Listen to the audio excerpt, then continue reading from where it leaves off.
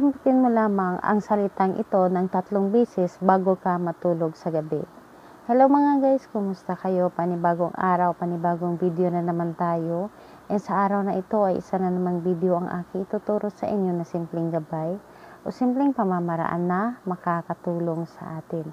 At bago ang lahat, gusto ko lang mag-disclaimer sa mga taong hindi naniniwala at hindi gusto ang mga kagaya nitong video. Please skip this video and maghanap kayo ng videos na gustong-gusto nyo dahil ang video na ito ay para lamang ito sa mga taong naniniwala and gusto mag-try. At ngayon ituturo ko sa inyo ang isang spell na sambitin mo lamang ng 3 beses bago ka matulog sa gabi. And pwede rin ito bago ka matulog sa umaga dahil marami tayong mga kaibigan na nagwo-work ng gabi at natutulog sa araw. So, pwede mo itong gawin upang ang taong iyong matagal ng gusto ay makuha mo at mababaliw siya ng husto sa inyo kapag ginawa mo ito. So, sobrang napakasimple lang itong inyong gagawin o ang aking ituturo sa inyo ngayon upang mas mapaibig mo ng husto, mapamahal sa iyo, ma-obsess, at hindi ka maalis sa kanyang isipan. And pwede itong gawin sa babae to babae and lalaki to lalaki. Pwede rin ito sa magkalapit at magka-LDR.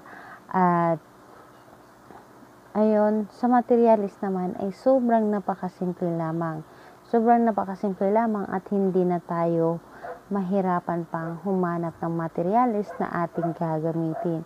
Sa materialis naman ay kailangan lamang natin dito ng iyong cellphone at larawan na target. So, yun lamang ang ating kakailanganin, cellphone lamang at larawan ni target. So, ayun, kapag kumuha ka na lamang ng larawan ni target sa kanyang mga social media account and isave mo na lamang doon sa iyong gallery, and kapag gusto mo na siyang gawin ay tingnan mo na lamang ang ritual or tingnan mo na lamang ang larawan ni target upang gawan mo siya ng ritual. So ito ay sobrang napakadali lamang gawin at hindi ka na kailangan pa ng mag-use ng time, and ayun, hindi ka na kailangan pang magtago dahil kahit nakahiga ka, kahit may katabi ka, ay pwede mo siyang gawin. At syempre, kahit may katabi ka na gagawin mo ito, dapat ay hindi niya malalaman na may ginawa kang ritual para sa iyong partner. Dapat po talaga ay sekreto ang paggawa ng ritual at hindi ito malalaman ng ibang tao or kahit sino, kahit anak mo pa, kahit sobrang close mo pa na kaibigan na alam mo naniniwala ng mga ganito, dapat hindi mo pa rin ito ipagsasabi sa kanila. Sekreto lang po talaga ito ang inyong gagawin na ritual. So, ngayon, ang gagawin natin dapat po ay nasa focus ka bago mo gagawin ang isang ritual.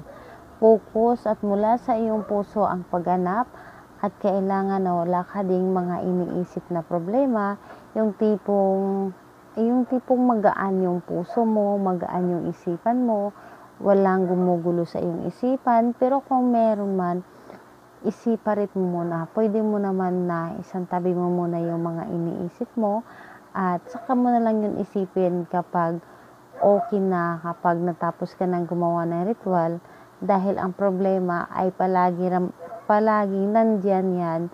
Pero ngunit hindi natin ito dapat ipagsabay sa ating mga ginagawang ritual or pampaswerte upang hindi tayo or hindi magiging sagabal ang paggawa natin ng ritual.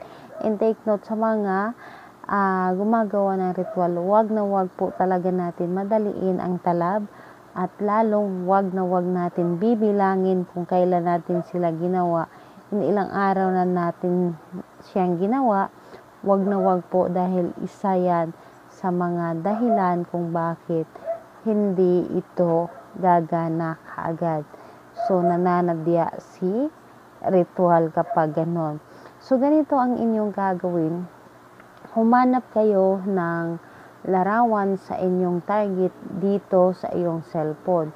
Humanap kayo ng kahit anong klaseng larawan. Ang importante ay para sa iyo, sobrang gwapo niya, sobrang ganda niya, and yung malinaw na pagkakuha ng ritual or ng larawan. Pero kung wala kang nakuha na malinaw, kumuha ka na lamang na sa tingin mo ay yun talaga ang pinakagusto mo. Then, ang gagawin mo, bago ka matulog sa gabi, kahit nakahiga ka na, ay pwede mo siyang gawin. Kahit nakahiga ka na, titigan mo lamang ang larawan niya dito sa loob ng inyong cellphone. Kumuha ka lang doon sa kanyang social media account ng larawan. So, titigan mo siya na may buong puso na pagmamahal na pagkatitig. Buong puso na pagmamahal po. And, ayun, habang tinitigan mo siya, dapat ay naka-empty yung isipan mo, and yung isip mo talaga is nandito lamang sa larawan niya na nandito sa loob ng iyong cellphone, and magbivisualize ka ng mga positive.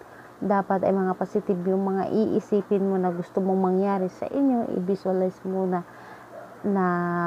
mahalin ka niya ng husto, mas mahalin ka pa niya higit pa sa kanyang sarili, na kung saan susundin ka niya, mababaloy siya ng husto sa inyo.